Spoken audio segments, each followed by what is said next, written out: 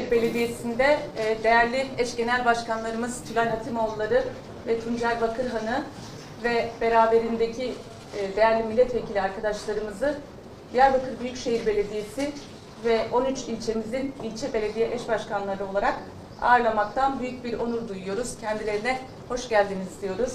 Em tevhiyata xuboy pirozbahiye hatın em şaradariye xu şahsi vana da geli amedi piroz dıkın netçek pır baş sendin İnşallah viya şundacı hef seroke mey şaradariye geli merra hizmetek layık binin şuni em carek dindisa başkan ve piroz dıkın vera serkeftin idi khazın şahsi ve racı evalim ve şaradariye ve pirozdıkın malavaya var.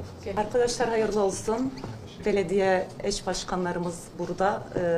Hem Büyükşehir Belediye eş başkanlarımıza